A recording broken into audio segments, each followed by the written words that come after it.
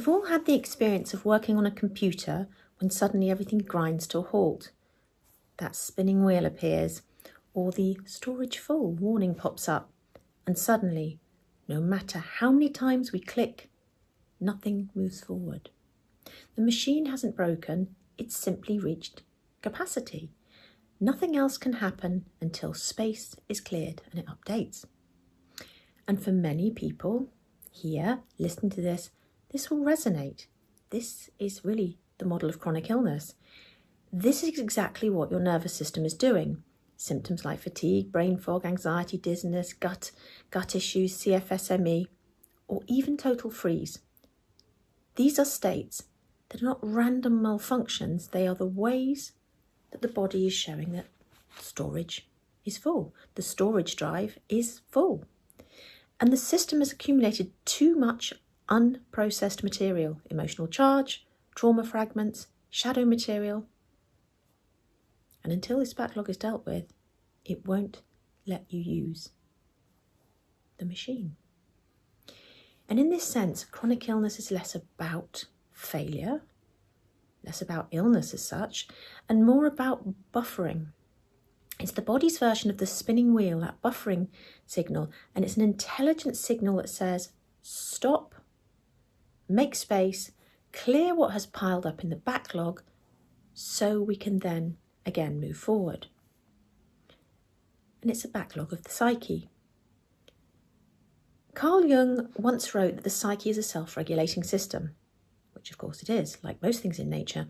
And just as the body works to restore balance through homeostasis and the weather through its patterns, the psyche works to bring wholeness and balance by pressing what is unconscious into awareness, that which has been repressed into the shadow, and which, when too much material has been repressed, unfelt grief, unexpressed anger, unresolved fear, aspects and instincts of self that were not able to be experienced to completion, the energy was turned in and stored in the shadow, in the body and in the psyche. It didn't vanish. It's been sitting in our inbox of the nervous system, waiting for the right conditions for it to be processed, to go out.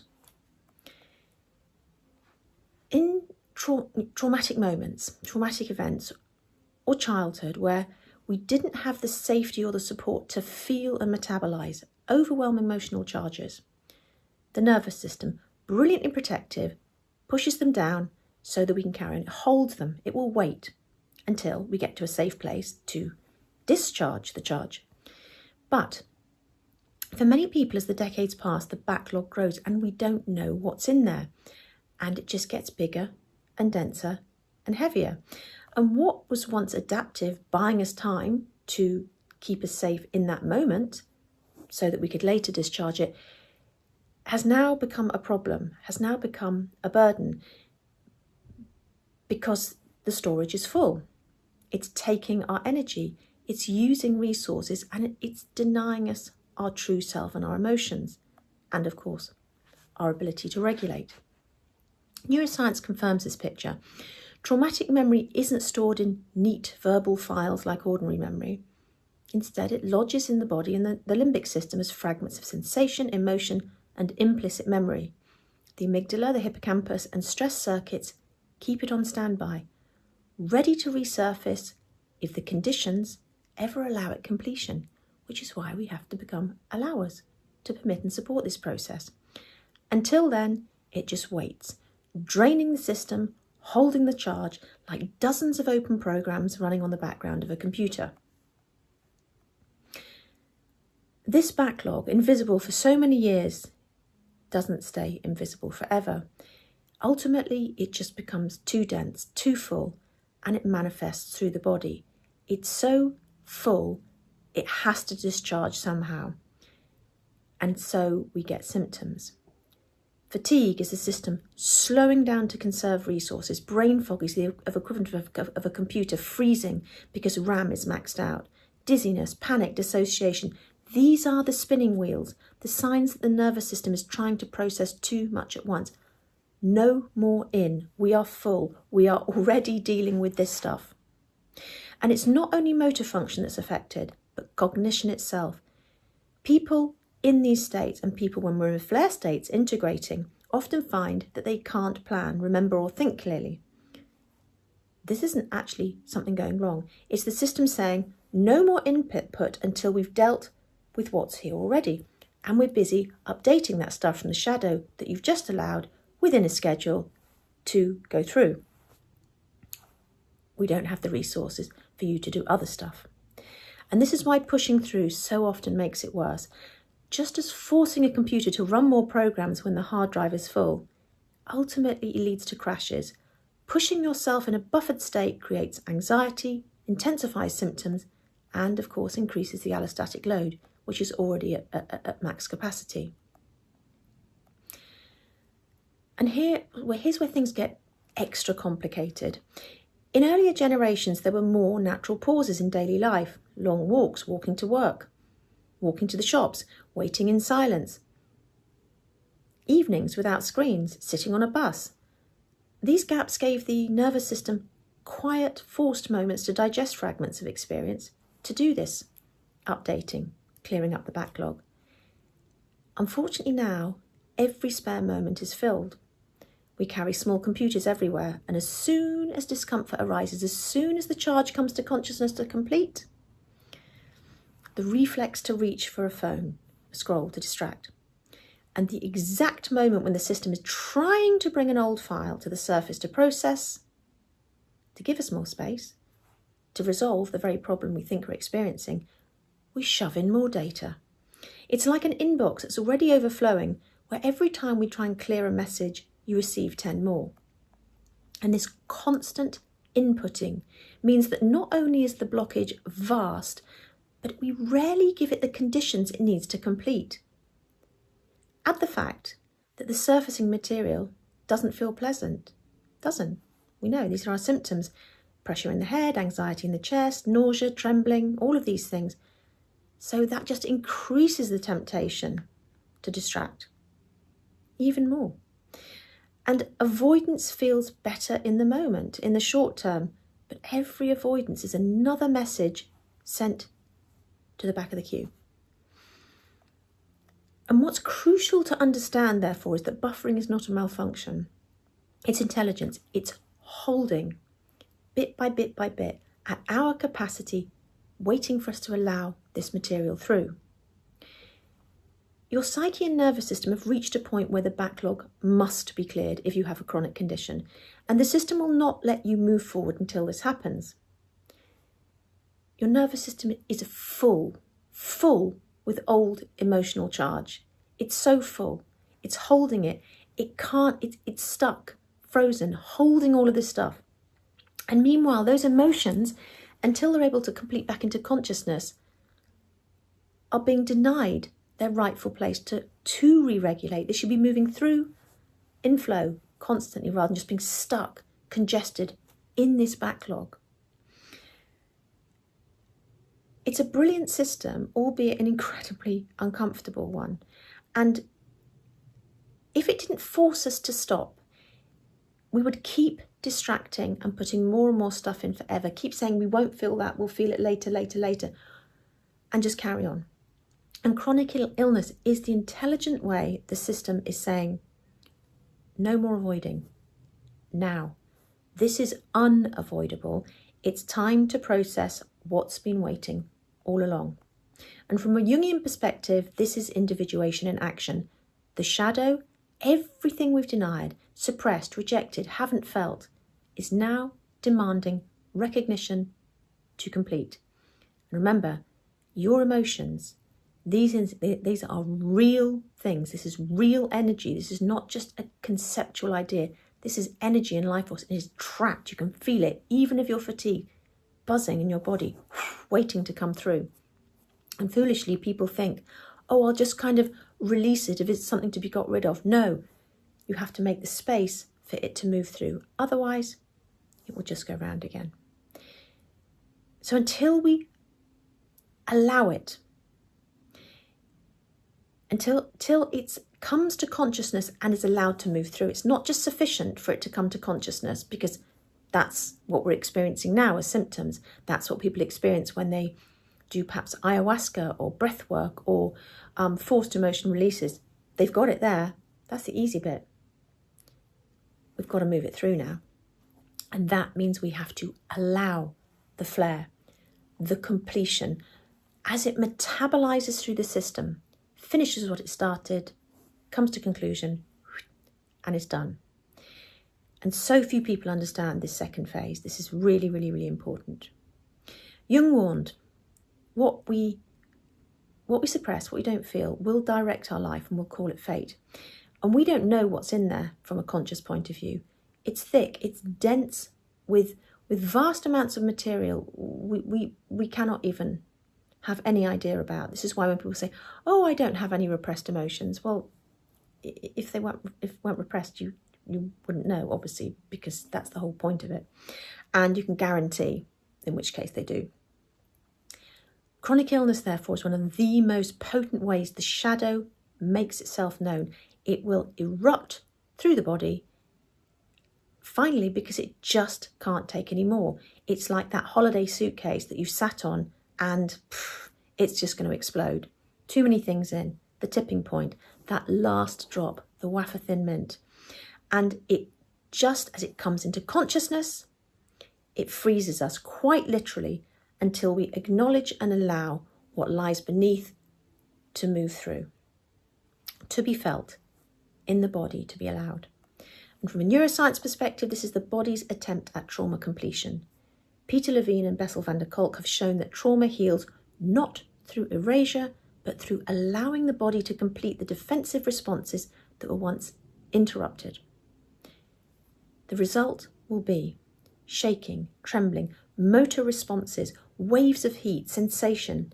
These are programs finally running to completion. You can feel it buzzing up and down your body, pulsing, sometimes like electric shocks, and can be really, really dramatic. And this is it coming through before it then integrates, which is the delicious, fluey flare stage. Both totally important.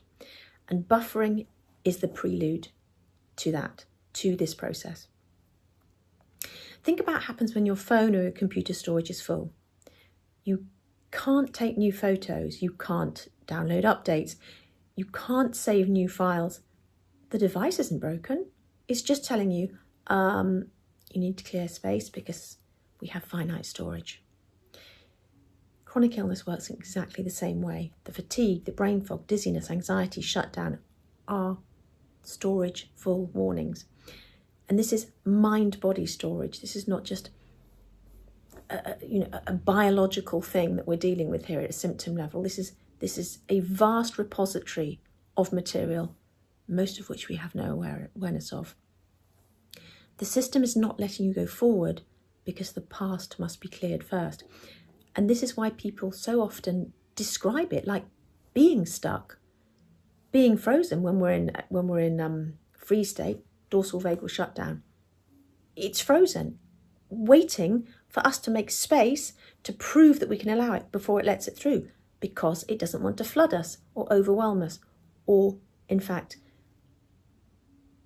possess the ego, make it actually, because we want the ego to accept it so it can update. We want it to move through these stages to completion, to metabolize, to digest. The stuckness is meaningful. It's not something wrong. It's not punishment. You don't need unsticking. It's a necessary stop until the backlog is addressed, and you unstick by making space for that material to move through. So what happens when we ignore a storage full warning and keep forcing new files in? Well, we can do it for a while. We can delete those 2 photos. We've all done it, just to be able to use it a bit more. But ultimately, eventually the device will slow, it will glitch, and eventually it will crash. Same is true for the nervous system. Pushing through buffering leads to heightened anxiety, panic attacks, increased physical symptoms, pain, dizziness, fatigue, all of that. Cognitive shutdown, brain fog, memory lapses, dissociation, depersonalization, derealization, emotional overwhelm, depression, burnout, and collapse. Each of these is not a separate condition, but different ways the system signals you must stop and clear space. The very symptoms that feel like obstacles are the proof of the system's brilliant wisdom. Your body's not broken. It is ensuring that you finally face and release what has been deferred for years or decades so you can use it properly to its full capacity, just like your phone. It wants you to use it properly by deleting stuff you don't need so it can run smoothly, and you can use all aspects of the phone to the extent of its capacity and ability. This is why many people describe illness as a turning point in their lives. Buffering is unbearable, but it forces new orientation. Old coping strategies no longer work. Distraction no longer works. Only completion works. And from a Jungian lens, this is the self taking the lead over the ego. The ego would happily keep moving, keep doing, keep avoiding, and let the whole thing ultimately crash. But the self says no. The self demands wholeness, integration, and completion. Chronic illness is one of the most uncompromising ways that this demand is enforced. You cannot beat it, you cannot trick it.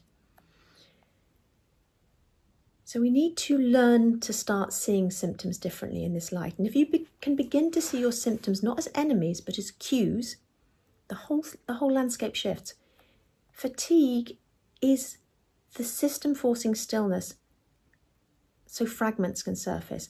It's withdrawing our energy from the outside performative world. Our jobs, our socializing, this, and they're saying, nope, come here, go inward, deal with your inbox.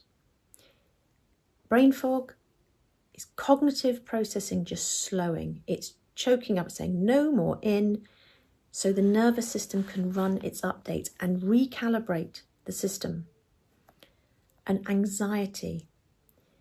This is a stored charge bubbling up, forcing. Its energy is so strong, the anxious energy. You can feel it pushing through the system, trying desperately to complete, asking to be released. And then, of course, the ego gives you more anxiety, trying to push it back, because what's often behind anxiety is the very material we now want to come through to bring us the peace we seek and the regulation we seek. So please look at the dual role of symptoms, just to explain that. Because symptoms are used both by the self, which is revealing, and the ego, which is defensive. And dizziness and dissociation. These are transitional states, probably the most unpleasant, I think. As the system reorganises perception, it's like you just don't know whether you're coming or going. Massive update. All systems, all resources are put on this. And each of these is the equivalent of the buffering spinning wheel, the sign that the system is working behind the scenes. You've got to wait. The update has to finish. Update finishes in 4 hours, or whatever it says on your iPad or something. And it's running processes you can't see, but which are necessary for completion, which is why when you start doing the work, you might not even experience a change for months. And then suddenly, some storage has been emptied. Things start to change, but it's working all the time. And it's a necessary inconvenience, to put it mildly. Let's be honest, no one likes clearing out an old inbox. It's boring, uncomfortable, tedious. We'd all rather be doing something else. But until you do, you cannot get on with your other work. And for most of us, we've gone through so many red lights when we could have stopped, cleared out, updated. But no, if you're anything like me, keep going through red lights till you're just stuck in a bed for years. It's like, now will you do it? The psyche works the same way. Clearing the backlog of unprocessed material is inconvenient. It will just take you, that's it, your life as you knew it, gone often. So inconvenient is a euphemism. And it's certainly more than unpleasant. It can be agonizingly painful, literally and metaphorically, but it's completely necessary. Life cannot move forward until it happens. The brilliance of the system is that it forces the issue. We would never choose it. It just says, I won't let you do anything else until this is done. It's like you can't have your pudding until you've had your main course type thing. I'm waiting. The sooner you get on with it, the sooner you'll get better. The sooner you stop trying to fight the system, the sooner you stop trying to resist the symptoms. That symptom needs to come through. Let it, allow it. Chronic illness is not a meaningless curse, but a call to completion. It's the nervous system's way of saying that the storage is full. The backlog must be addressed. It must be allowed. The update must run. There's no two ways about it. Systems are buffering. They are cues. And the symptoms are this place that's forcing at the threshold this energy through. They're signals that the self is trying to restore wholeness. Saying, look, all this needs to move through. Here it is in symptoms. I told you when it was, no, you weren't listening. So now, bam, round the head. Ugh, terrible symptoms. Can't do anything but focus on them. That's how insistent it is. They are the spinning wheel reminding you, stop, allow, clear space, let this process finish. So, are you prepared? Do you want to just keep trying to empty 2 photographs and carry on and wait till the whole thing crashes? Or are you prepared to stop and be empty and to allow this natural process to complete? To be patient, to let it run its updates. Because the update is not just you getting your capacity back so you can use your computer. The whole computer is updating to reflect as you are now, not the past. And these old algorithms, you don't even need them anymore. They were adaptations, including who you thought you were. And these emotions, these aspects of you are all welcome back, are updating the whole running system to bring you back to yourself more and more.